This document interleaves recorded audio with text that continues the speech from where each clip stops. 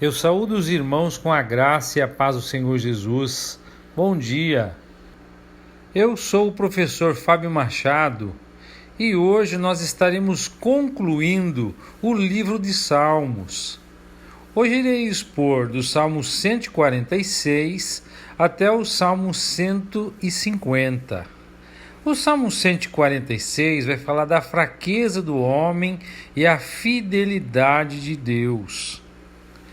A partir do Salmo 146, até o final do Saltério, cada salmo começa e termina com uma palavra ou frase de louvor ao Senhor.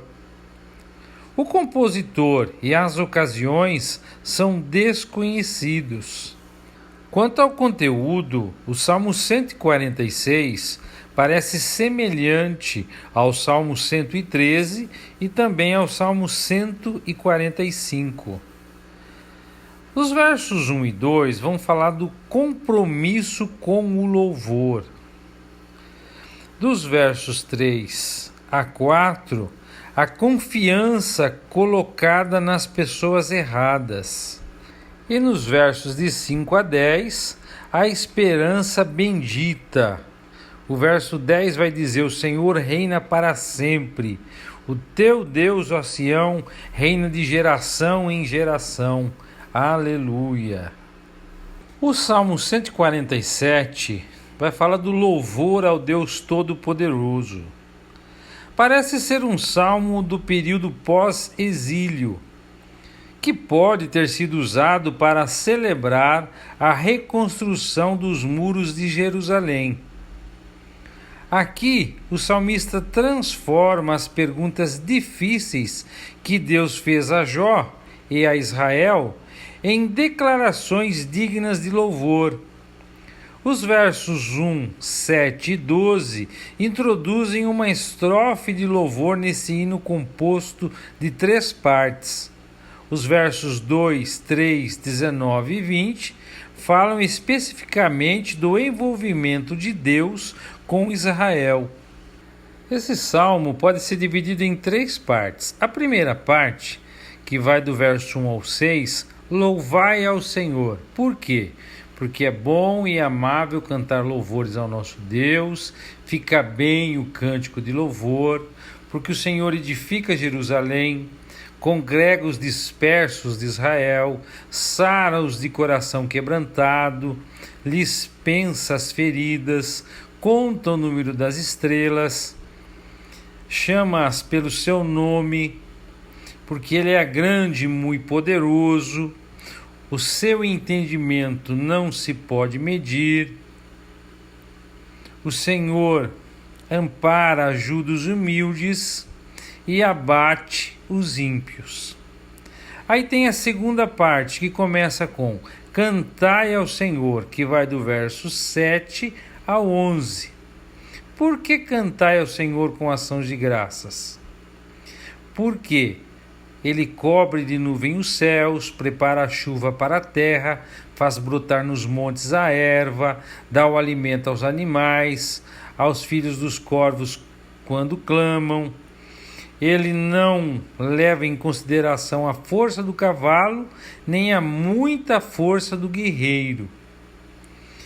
E nós precisamos compreender que o Senhor se agrada dos que o temem e dos que esperam na sua misericórdia. E a última parte vai do verso 12 ao verso 20. Louva Jerusalém ao Senhor, louva Sião ao teu Deus. Por quê? Porque ele reforçou as trancas das portas, abençoou os teus filhos, estabeleceu paz nas fronteiras, farta com o melhor trigo, envia suas ordens à terra e a sua palavra corre velozmente. Ele dá neve, ele espalha geada, ele arroja o seu gelo em migalhas, deixando muito frio. Mas imediatamente ele manda a sua palavra e o derrete, faz soprar o vento, as águas correm. Ele mostra a sua palavra a Jacó e as suas leis, os seus preceitos a Israel. e ele não fez assim a nenhuma outra nação. Ou seja, Israel é bem-aventurada, porque as outras ignoram, não conhecem os seus preceitos. O Salmo 148 é um coro de aleluias. O autor e o pano de fundo para esse salmo, que conclama toda a criação para adorar a Deus, são desconhecidos. Há uma ligação entre o louvor da criação e a relação de Deus com Israel. Nos versos 1 a 4, nós temos uma amostra representativa da criação de Deus no firmamento e nos céus. No verso 2, nós temos uma outra designação para os anjos. Nos versos 5 e 6, de maneira enfática, o salmista atribui a criação somente a Deus.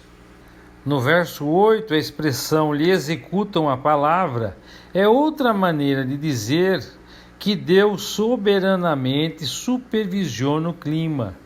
Nos versos 13 e 14, são apresentadas duas razões para o louvor da terra. Primeira, somente o nome de Deus é exaltado nos céus. E segunda, ele exaltou Israel na terra.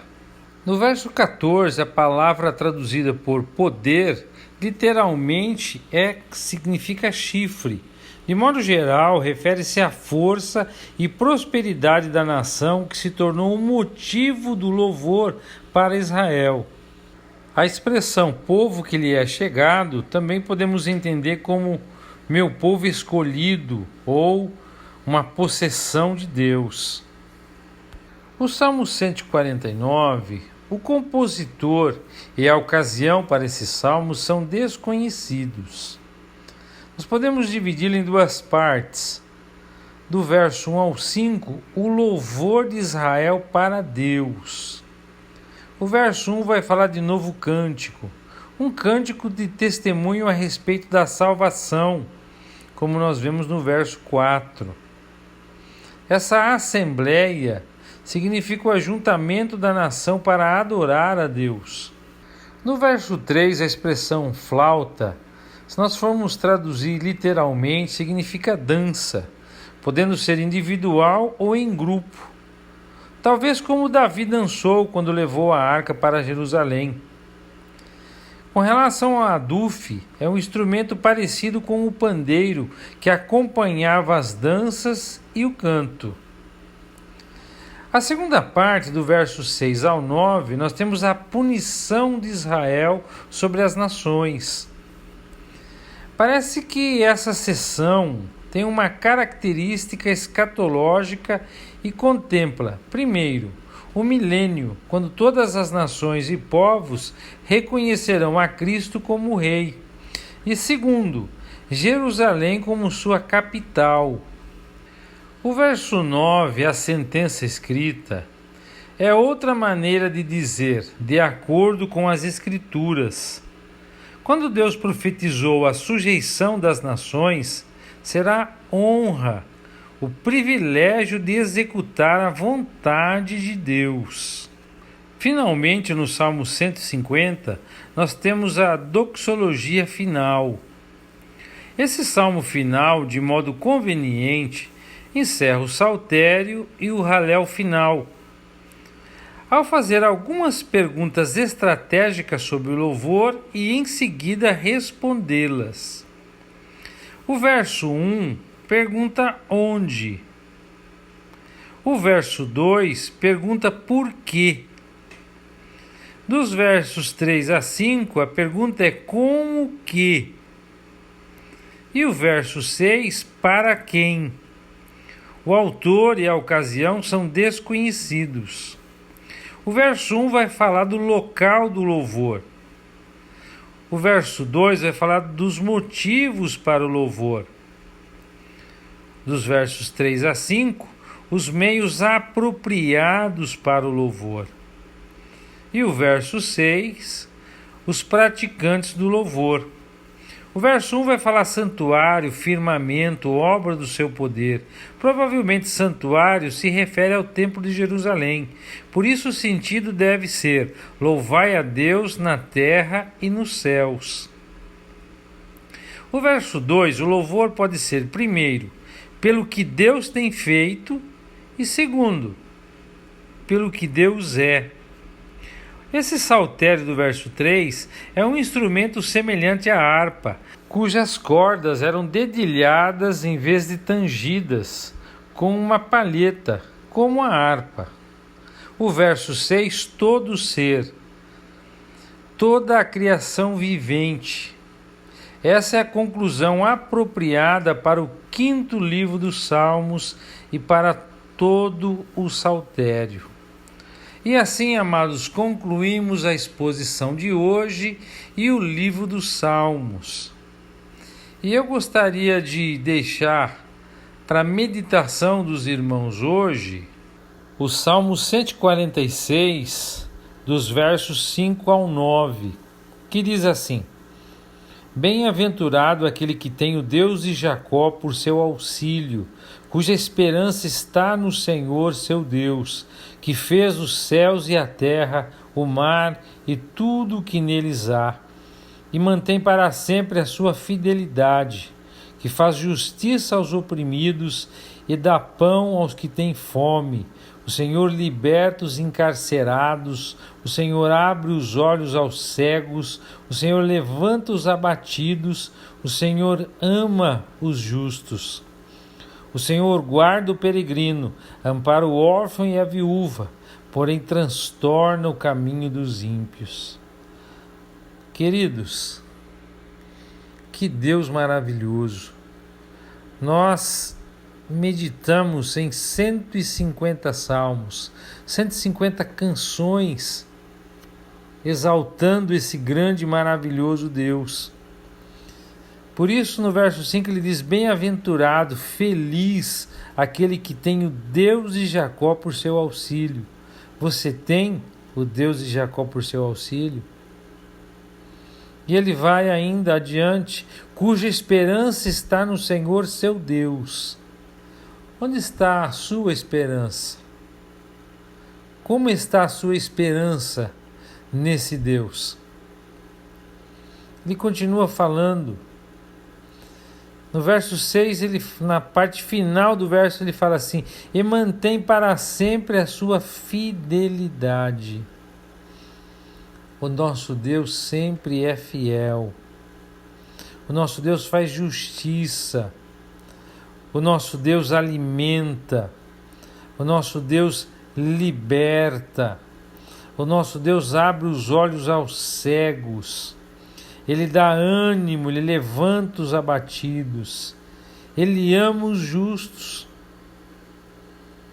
Ele guarda o peregrino e ampara o órfão e a viúva. Amados, esse Deus é maravilhoso. E nós precisamos louvar e agradecer ao Senhor. Não pura e simplesmente quando recebemos uma grande bênção, mas a grande bênção, amados, é a nossa vida cotidiana acontecer exatamente como deveria. Quando nós saímos dos nossos lares de manhã, seja para trabalhar, para estudar, fazer qualquer coisa, e o nosso dia transcorre dentro da normalidade, isso é motivo de nós rendermos ações de graças. Quando você sai da sua casa, sua família sai, todos saem para trabalhar, para estudar, e todos à noite retornam para casa, bem, com saúde, o dia transcorreu bem, isso é bênção. Isso é motivo para nós agradecermos e louvarmos a Deus.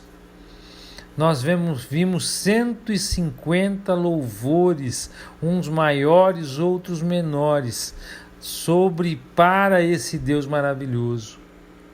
Que nós possamos ter no nosso coração uma enorme, imensurável gratidão a esse Deus por tudo o que Ele fez, por tudo que Ele é e por essa tão grande salvação que recebemos dele na pessoa de Jesus Cristo.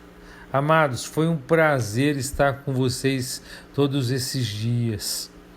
Foi uma alegria muito grande poder compartilhar esses salmos finais com os irmãos. Que o Eterno continue vos abençoando e até o próximo livro, se Deus quiser.